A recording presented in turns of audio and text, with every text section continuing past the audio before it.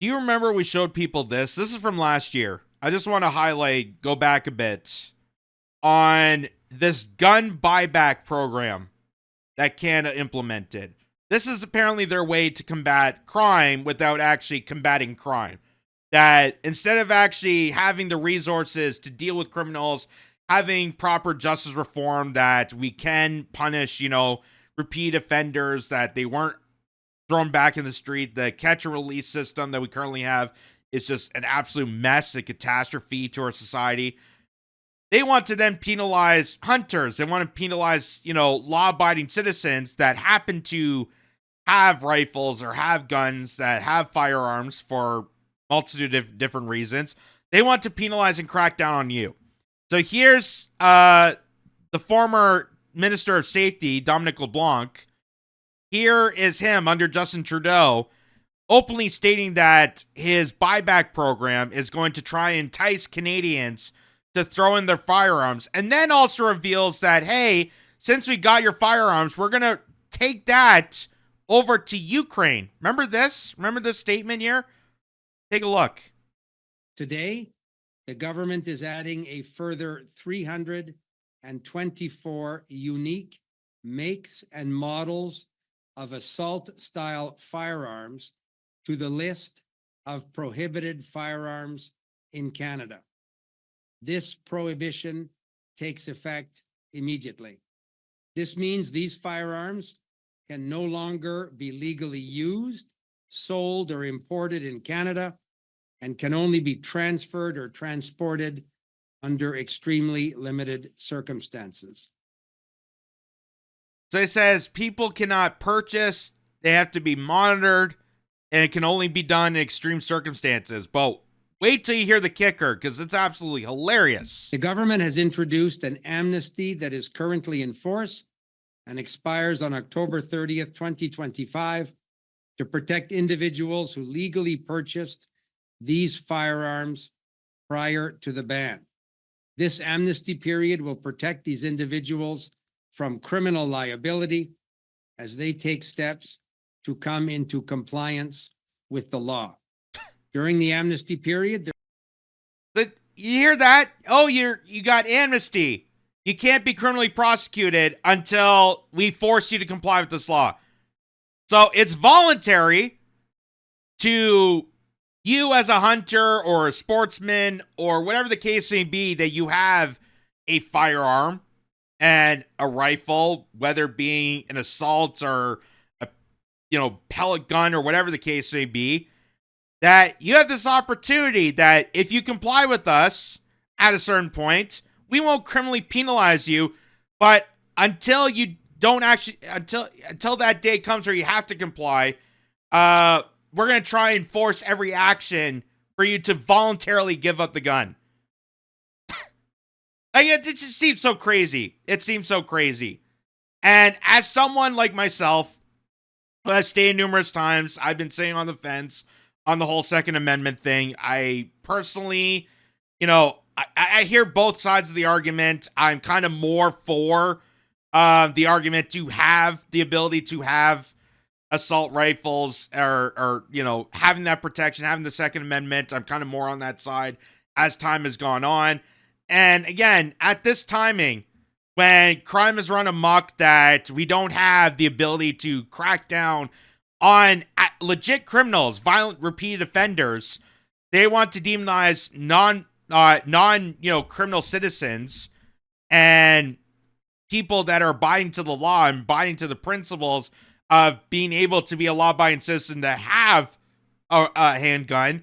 They're being penalized. They're being pressured into this. So it seems so crazy, but there's more. There's an exception to allow Indigenous peoples exercising a right under Section 35 of the Constitution, as well as those who use firearms for sustenance hunting, to continue to use their now prohibited firearms to hunt, if previously non-restricted, until a suitable replacement can be found. So you're allowed to hunt until October of this year, which is literally next month. And then we got to start putting pressure on you to give up the hunting rifle. Wow.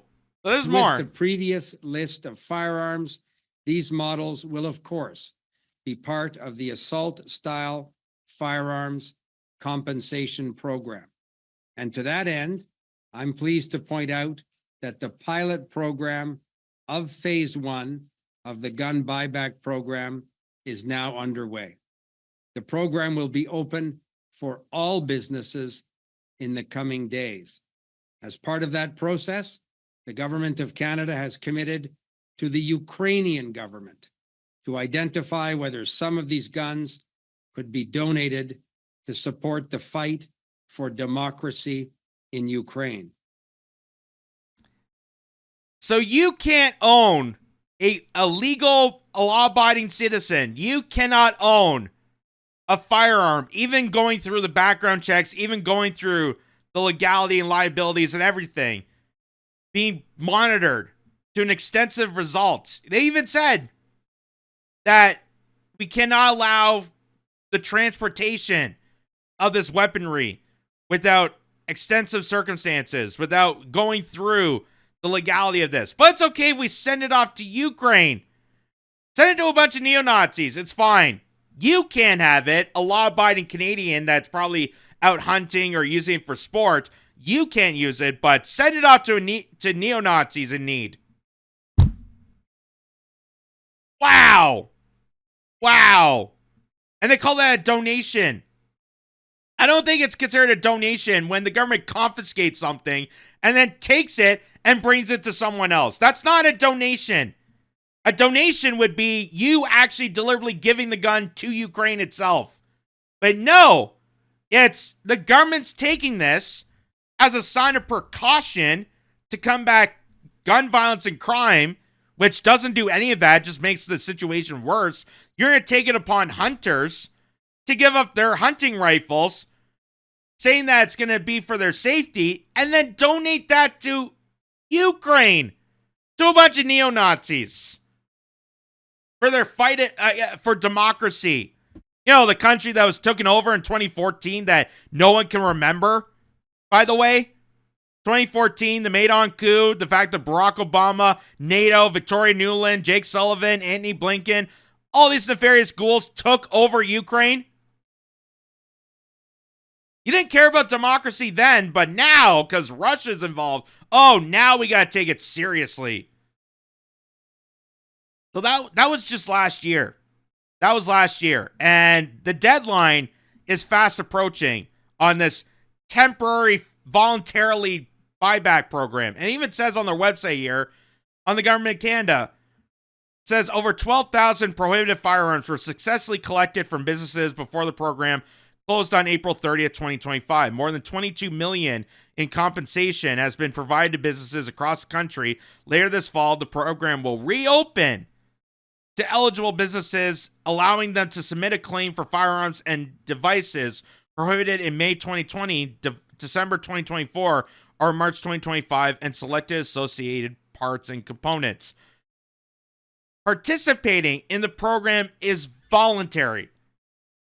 So they keep stating that this is voluntary, but they're also they're revealing the game that they're making it voluntary to a certain point.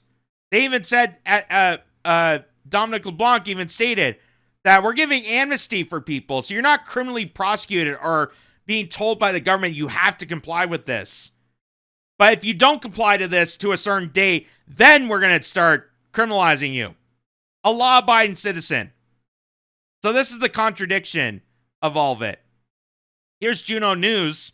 Again, Public Safety Minister Dominic LeBlanc says that the gun buyback program is on track, despite $67 million already spent by the government without buying back any guns. So $67 million went into this government program that they claim is voluntary, that they're giving amnesty to people for the short time that they could still remain hunters or sportsmen, whatever the case may be, but then you're forced into putting the guns to the government, that they're going to donate to Ukraine, and they're saying that they don't even have the guns they supposedly collected.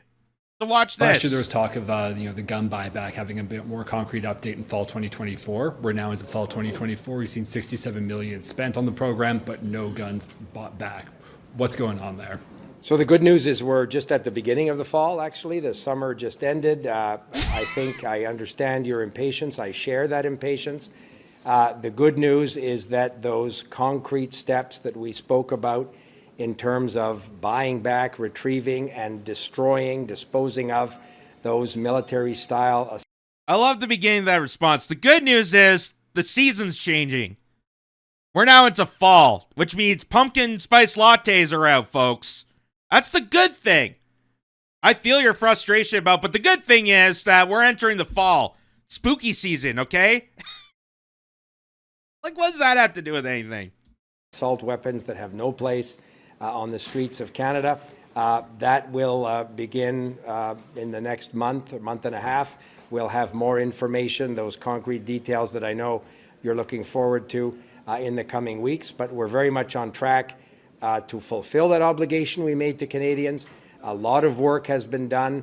Those expenditures were precisely so that we can meet the obligations we made to Canadians in terms of those timelines, and I'm not pessimistic at all.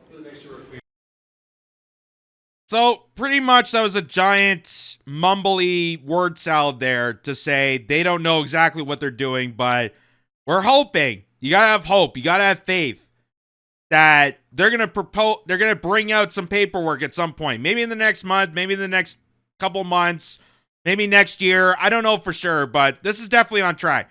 We do know for sure that we're wasting taxpayer money on this. We're spending $67 million of taxpayer money to do a gun buyback program that we don't even have accountability onto what guns we're actually buying back from the people. But $67 million went to spend for it. That's what you're getting from this. That's what you're getting from this. He has no accountability to this heinous gun buyback program. That was under Justin Trudeau. That was last year. Now, Mark Carney's in control. Do you think it's going to change? Do you think that Mark Carney's going to look at this and go, that seems unreasonable? That seems chaotic, that you're doing a voluntary program, kind of forcing people to give up a piece of their defense, a piece of what they consider law-abiding, that the government is cracking down on law-abiding hunters and gatherers and sportsmen and people that respect and understand and went through the checkpoints to obtain a firearm, that you're penalizing them but not going after criminals. You think that with the new government, they would look at that. But Mark Carney, of course, being the same liberal establishment, being the reshuffling of these ministers, is continuing on this. So here's Toronto Sun. Forcing people to hand over their guns isn't a voluntary program. Prime Minister Carney says his gun program is voluntary, not according to the options at hand. So he's just, again, pulling the same playbook as Justin Trudeau did, as Dominic LeBlanc did. It's voluntary. We're giving amnesty to people. You don't have to do it right away, but we're going to try and find ways to force you to give up the gun. We're going to try and find ways to force you. At a certain point, you're going to be mandated to do this. But it's okay because it's going to go to a neo-Nazi. Just think how great that would be. Is the Carney government about to move forward with their gun confiscation program, or is this simply a voluntary program to buy guns from legal owners? The real answer is it depends on who you talk to and perhaps what your political view of the situation is. Prime Minister Mark Carney caused real confusion last week when he appeared on Real Talk with Ryan Jesperson during his swing through Alberta. Jesperson asked Carney about Premier Daniel Smith's order that no one in the Alberta government participate in the confiscation program. Carney disputed, let me get rid of this. Carney disputed that is such a program.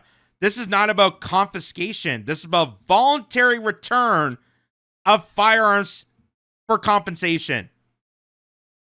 The problem is we don't have accountability to it. You spent $67 million, not a single person got a penny out of this buyback program, and you don't even know what you bought back. That's how great of a program that is.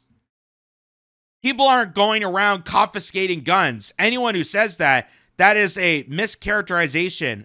What it is an opportunity for Canadians to return guns for compensation.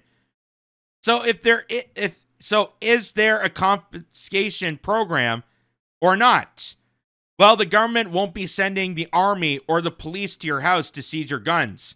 But your gun is on the banned list, then you don't get to keep it and use it. And despite Carney's claim that there are not hunting and sport shooting guns on the banned list, there are most definitely are such guns being banned all over politics, not public safety. Tracy Wilson, VP of Public Relations at the Canadian Coalition for Firearms Rights, said owners of guns on the banned list have three options. You can hand over your firearms to the government for destruction and hopefully get some sort of confiscation for it. She said in recent interview. Your other choice is if you want to keep those firearms, you can actually, however, you are going to have them professionally deactivate. In other words, destroy your firearms at your own cost. So you have two options. Either we take the gun and destroy it ourselves, or we come to your place and destroy it right in front of your face. But it's not a confiscation. We're not taking the firearms. We're voluntarily telling you to comply. And it's somewhere between $500 and $700 per firearm at your own cost. And of course, you won't be able to keep the junk that is left over. They will be completely destroyed, never able to fire again. The third option, she said, is not to comply and then face a long legal process and possibly a lengthy jail term. So how is that voluntary? How is any of that voluntary? That you can destroy it by the government, destroy it in front of your face, or face a jail sentence. None of that sounds voluntary. That sounds like made up words to cover the fact and conceal the fact that the government wants control of your firearms. That they want control and confiscate out of law-abiding citizens at a time when crime is running rampant. And it's literally amazing that policings across the country are going along with this. It's amazing that this is such a waste of time for policings across the country at a time when crime is running rampant, at a time where they're running back and forth to try to combat actual crime, that the government's forcing them to do this, to go to law-abiding citizens' homes and confiscate their weaponry. Just like how Doug Ford, remember Doug Ford went after the Ontario policings across the province to mandate that people stay home, that we had to crack down on people that were exercising, taking their dogs for a walk, that anyone leaving their property be met with a police officer. And all the policings across Ontario said no in defiance against Doug Ford's mandate. So where's the policings to stop this? To say how stupid it is that law-abiding citizens are now being penalized as criminals as we're letting criminals roam free. When Carney made his comments to Jefferson, many wondered if the Liberals in Ottawa were going to grandfather the existing owners of such guns as has happened in the past. That would mean that no one else could buy or import the guns on the banned list, but those in possession of them could still own and use them until they passed away, at which point the firearms would need to be destroyed. The original cabinet order that kicked off this ban and so-called buyback program did have the grandfathering option, but that was removed by former Public Safety Minister Bill Blair in the Trudeau era, leaving destruction or confiscation as the only legal options. Which to me is strange because we have never actually had a firearm confiscation program in Canada. When they ban guns, which they have done before, they have lots of practice at this, We've always traditionally grandfathered them, Wilson said. It's been more than 5 years since the government announced the ban and promised to buy back the guns. Over that time, and 5 different ministers, the government has never found a safe and reliable way to collect the guns. The RCMP doesn't have the capability to run the whole program. And other police forces are saying they too don't have the capacity to collect all the guns now banned. The Ontario Provincial Police were asked to participate and just recently declined the federal government's request. Over the years, the Liberals have looked to the military to get involved, an idea that the military rejected. They also considered using Canada Post, a ridiculously idea that would see people in my neighborhood reading their own local shoppers to hand over guns to a part-time worker at the postal kiosk with no ability to secure them. I mean, have you never heard the stories about the lonesome postal worker that freaks out and shoots out? Just saying. Public Safety Minister Gary, oh God, how do you say that? Anna Dasanjagri told reporters this week that details on the program were coming soon, a claim that has been made before. Wilson believes that the Carney government should walk away from this Trudeau-era plan that has done nothing for public safety. I think that the government needs to take a breath and just have a look and see that there's not some other way that they can achieve the results that they wanted, which is better for public safety, Wilson said. That would be a wise move. Well, I mean, take a look what's happening in the UK. Take a look what's happening in Australia. They gave up their firearms, and look at just how much tyranny is taken over. And we're, experiencing tyranny. The United States is experiencing tyranny. But the purpose of having that firearm, the purpose of why there's a Second Amendment in the United States is to combat that tyranny, that the average citizen has a defense not only of criminal behavior, of someone breaking in your house or whatnot, but also has a defense against an overreaching government. And this is why I kind of, at this point, have a stance more pro Second Amendment and is angered about this than I was against it. Because I heard both arguments. I heard both sides' compelling statements that, yes, you want to try to decrease gun violence. I understand that. But at the same time, giving up all the firearms and allowing for a government that's, unaccountable, that's unchecked, that's overpowering and going after citizens is just absolutely diabolical and demonic. And that's why you have a Second Amendment. That's why you have the ability to fight against tyranny, fight against the government. I mean, look at the foundation of America. The whole purpose of why that country even exists is based on revolution. So, confiscating the firearms is not going to decrease crime, because really anything can be used as a weapon. Anything can be used as a weapon. So unless they're going to try and take away all sharp items, all knives, all this, all of that, it's never going to fully happen. But what we can do is look and determine why people resort to crimes, what the mentality of people resorting to crime is, and we can also combat the people that are multiple offenders that are noticeable by the police and deal with the corrupt criminal justice system in an appropriate way. All things that we are completely avoiding with this, which I think is kind of the point. They want to demonize Canadians and avoid actually reforming the judicial process that combats with criminals. So there's the guy there.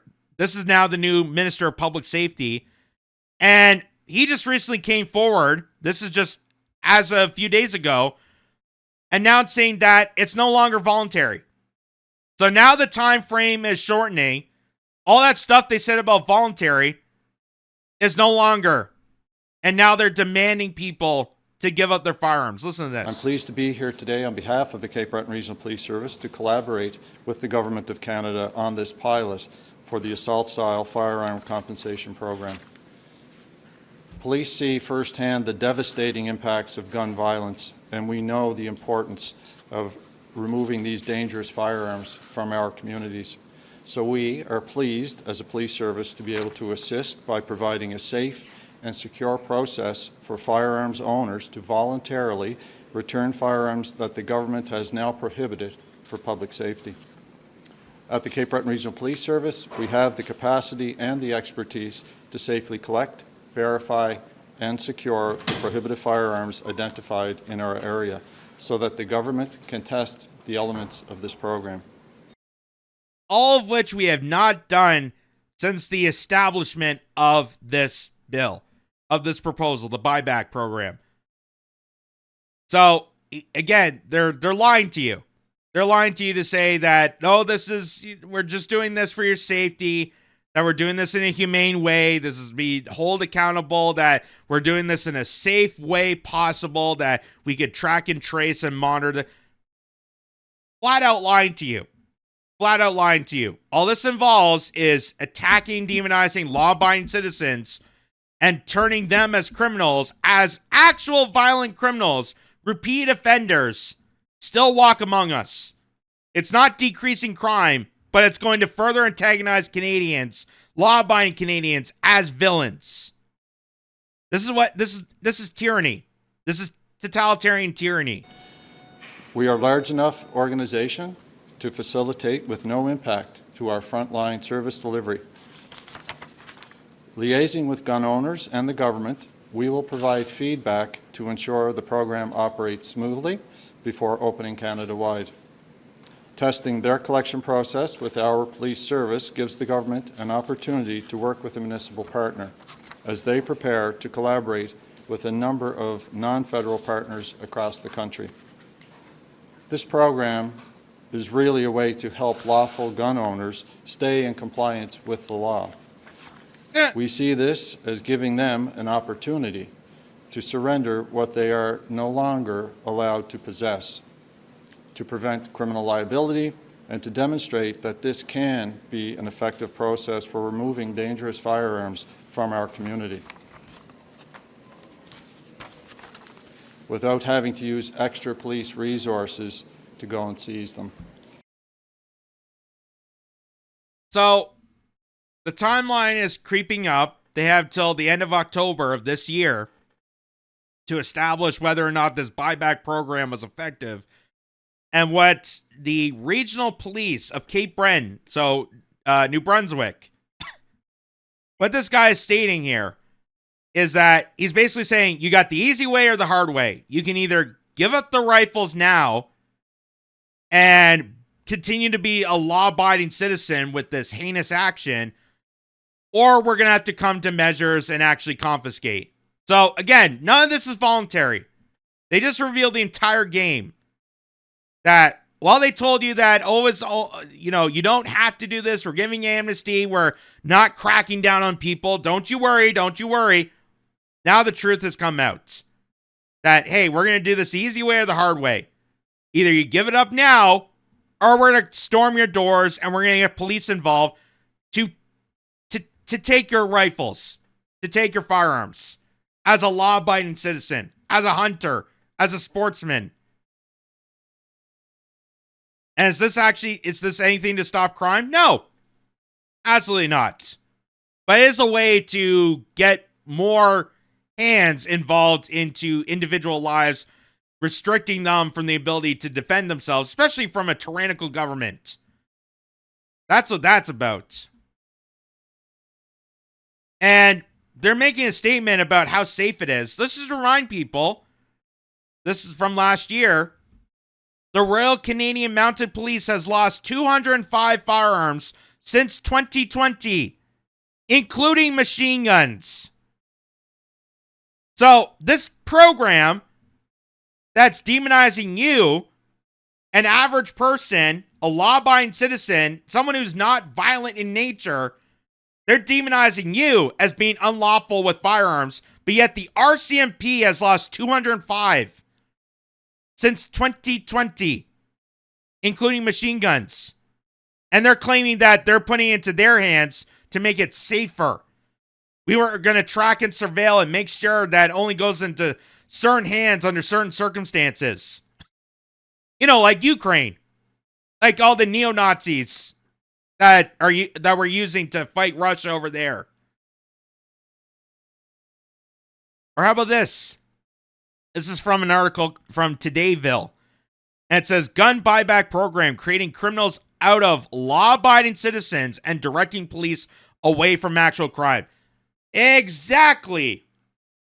Exactly. That's what all this is. It's not decreasing crime. It's not dealing with the problem. It's not combating the issue. But it's going to further demonize law-abiding citizens that aren't violent, that have no criminal record, that went through the legal channels and loophole and abilities to obtain a firearm. They're going to come at them purposely to avoid actually dealing with crime.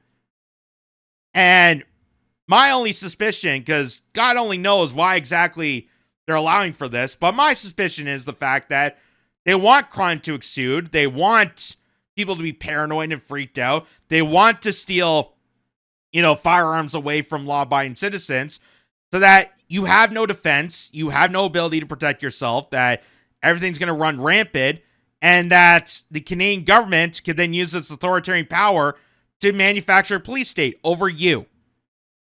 That's what my assumption is, because why else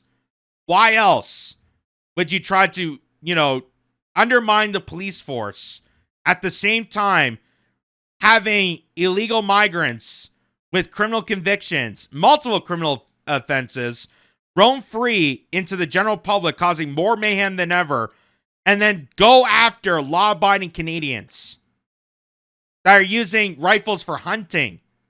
Like, what danger is that to the communities affected by crime if you have an individual going out to the forest to hunt deer? What threat is there for an individual for that? It just seems so crazy. And I come from a family of hunters. I come from a family that's familiar with rifles and whatnot. So again, I've been on the fence about this subject because I've hear a lot of arguments that I'm for and against. But this is just absolutely crazy. This is absolutely insane. And I think that's the whole point, that it's supposed to be insane. It's supposed to be chaotic because chaos is what the establishment thrives on. It's what manufactures a police state and digital ID and so on. So they're going to do this. They're going to continue doing this and drive away the power of Canadians that could actually stop their government from doing this. But now it's almost too late. And they're just demanding people that, hey, we're going to do this the easy way or the hard way. And it just seems absolutely insane, counterproductive. And all this is going to do is build more an authoritarian state of the Canadian government against Canadians than is actually combating the crimes, combating actually serious violent offenses. And the fact that we're taking the weapons to Ukraine to cause war crimes and mayhem and bloodshed over there. Talk about the irony of everything that goes on day to day.